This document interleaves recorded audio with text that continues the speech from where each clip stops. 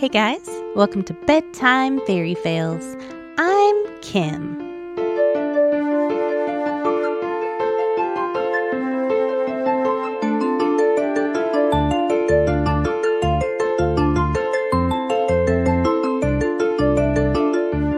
This story was sent in by Jolly Boots of Doom. This is a story about resourcefulness, thinking outside the box, and being really, really strong. This is Dragon Tales.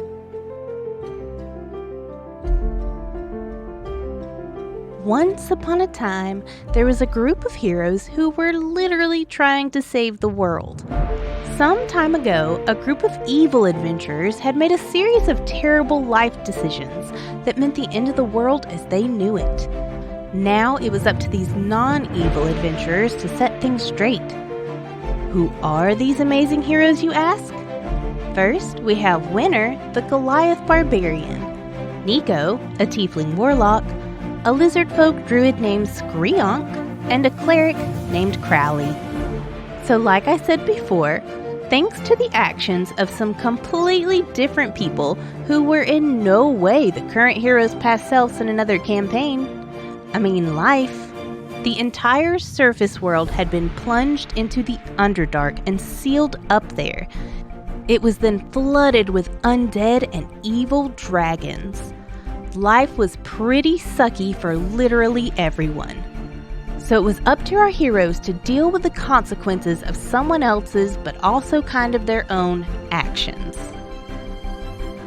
Unfortunately, it wasn't as simple as tracking down a bad guy. The group couldn't move the surface up out of the Underdark. The only option they had was to go back in time and prevent any of this from ever happening. Luckily, they had managed to track down a book of exalted deeds. Conveniently inside that book was a ritual that would allow them to do the very thing that they needed to do: time travel. I love it when things work out perfectly as if carefully constructed to lead to victory. Now, while they had the book, they didn't have everything they needed to do said ritual. So the party sets out on a quest to retrieve them. The first few ingredients were easy enough to get, but the last one would prove to be a little more difficult. The last ingredient was hidden away deep in an ancient temple. The heroes had no choice but to brave the perils ahead. They travel swiftly through the Underdark, cutting down the undead along the way and luckily avoiding any dragons. When they get to the temple, however, their luck runs out. They find themselves standing in front of a massive stone temple. The once ornate details were crumbling and falling off. The once beautifully carved wooden doors had rotted away to just splinters. But the most important part were the two young blue dragons sitting on pillars on either side of the entrance. The heroes knew they had no choice but to fight these dragons. Without that last ingredient, the world was doomed to this reality forever. Lucky for our heroes, they were young dragons, so they were pretty confident they could do this. After a few shots of fairy tale pre-workout, the group was ready for battle. The heroes charge at the dragons, who immediately take to the air. This is inconvenient for Winner the Barbarian, but the rest of the party are ranged fighters, and they're giving it all they've got. Nico the Warlock cast Eldritch Blast, hitting one of the dragons with unbelievable force. Crowley the Druid notices one of the dragons preparing his lightning breath attack. He quickly casts Shield of Faith on Screonk the Druid, who's standing directly in the line of fire. Or line of lightning, I guess. The dragon swoops down, opens his mouth, and bolts of lightning shoot out at the druid. Luckily, Crowley's shield protects him from the brunt of it. Winner sees his opportunity with the dragon being so low and grabs a massive rock to throw at it. He hits!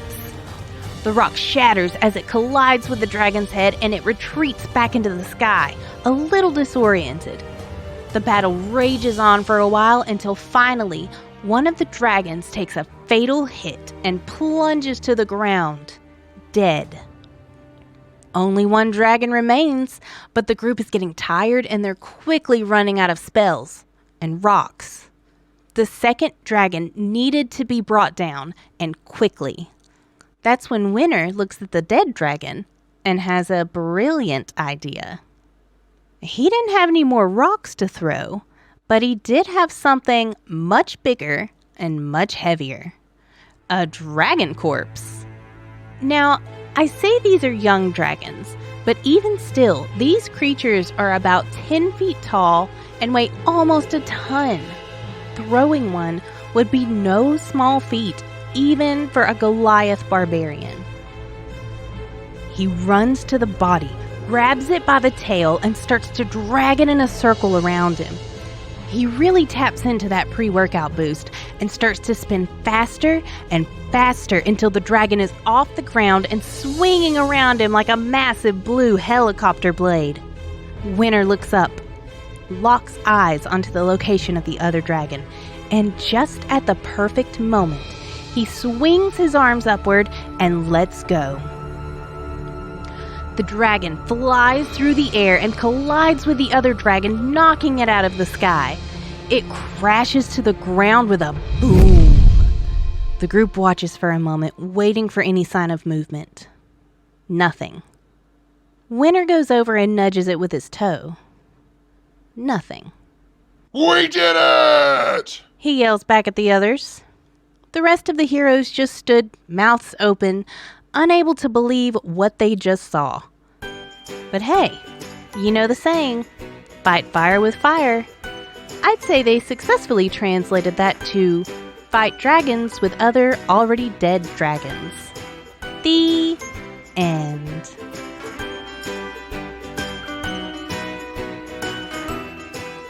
This story was sent in by Will Blade. Keeping with our theme tonight, this is also a lesson in resourcefulness. Never work harder when you can work smarter. Or in this case, dumber. This is Stupid is as stupid touches. Once upon a time, a group of adventurers were out doing adventuring things. It was a pretty standard party with a barbarian, ranger, wizard, couple of rogues, a fighter, and even a nymph. This group had been navigating their way through a cave complex after completing their objective there. They had found what they were looking for, and now they just needed a way out. Before we get into the cave details, let's do a quick flashback scene. Long before the heroes entered these caves, they had come across a gem of stupidity. Now, I didn't get all the details on this part, so here's how I picture it. The group was out cheating on their main quest with a smaller, less important, but still intriguing quest. A side quest, if you will. They had been asked to clear out a small cave nearby. A group of goblins lived there, and they were not very friendly with the locals. So they assumed it would be a fairly easy task and headed off to kill some things. Once at the cave, they made quick work of the goblins and decided to look around for some loot, as one does. At the very back of the cave, they find a small chest. On the lid of the chest was a carved message that said, "Warning, do not touch stupid rock." The group looked at each other for a moment, then the barbarian opened the chest. Inside, they saw a large yellow gem. No one moved, though. Maybe we shouldn't touch that, said the wizard. Are you kidding? Replied the ranger. That thing's huge. It's gotta be worth a fortune. One of the rogues chimed in with, "Yeah, but the lid said not to touch it." What do a bunch of goblins know anyway? They probably just didn't want anyone to try to take it. It doesn't even sound like a real warning anyway. They called it a stupid gem. Replied the ranger. Then you pick it up, Challenged the wizard. I can't really reach it from here. Maybe someone else should grab it. Just as the group was getting heated with their argument of who would touch it, the barbarian reaches into the chest and pulls out the gem with his bare hand. Everyone braced a bit and stared at him, waiting for something to happen. After a few seconds, the rogue asked, "Well, anything?" The barbarian looked up at him, drooled a little, then started gnawing on the gem. Oh, Said the ranger. it was a stupid gem. After some coaxing, they got the gem away from the barbarian and into a bag of holding they used to store useless magical items. And luckily, the wizard was also able to use Remove Curse on the barbarian and cure him of most of his stupidity. That's the end of the flashback, so let's go back to now. The party had been fighting their way through these caves for hours. They were tired, they were hurt, and they were ready to get out. They wandered through the tunnels deeper and deeper into the darkness until finally it opened up into a large chamber. Torches lined the walls and the room shimmered as the firelight reflected off mountains of gold and treasure. Said the wizard. I think this is a dragon horde. The group had that distinct feeling of impending doom welling up in their chests. They simply didn't have the strength for a fight of this magnitude, and the dramatic music was only making it worse. The ranger looked around and said, Well, it's not here. Maybe we can sneak by before... Never mind. They spin around to see a massive red dragon walking into the chamber. He looked around at the heroes and said in a booming voice, Oh, look. Lunch. The group tightened the grip on their weapons, preparing for a fight but knowing they wouldn't survive it. Unless they could find another way to get past this powerful foe. They would fight if they had to, but first, they had to do whatever they could to try and talk their way out. Wait. Cried the wizard. Surely we can work something out here. There's no need for violence. The dragon laughed and said, I don't expect there to be much of a fight. Now, one of the rogues was called Will Blade. He was missing a hand but had replaced it with a mechanical device which made him look super badass. He was a quick thinker and a problem solver. It was Will's time to shine. He looked up at the dragon and said, I may have a proposal you'll be interested in. The dragon turned his massive face towards the rogue and said, What could you possibly have to offer me? Gold? Look around you. I have gold. You're not the first to offer gold, and you will not be the first I accept either. Will was not deterred. We have more than gold.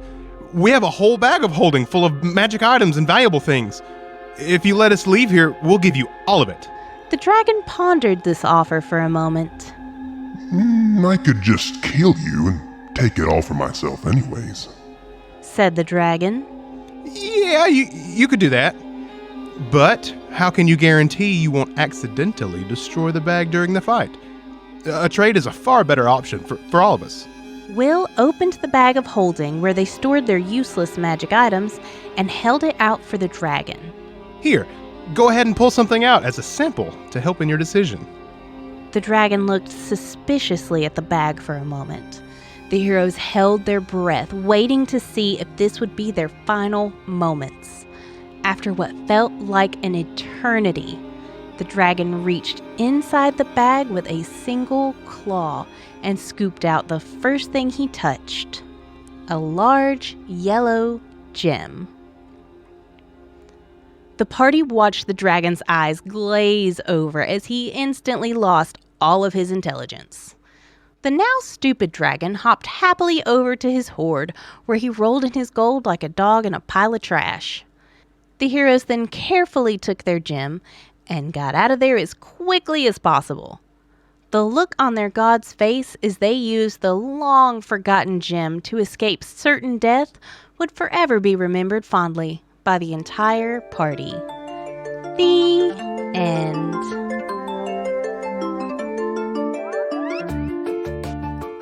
Thanks for listening. To submit a fail, email me at bedtimefairyfails@gmail.com or message me on Facebook. You can find me on Facebook and Instagram as Bedtime FairyFails and Twitter as BT FairyFails.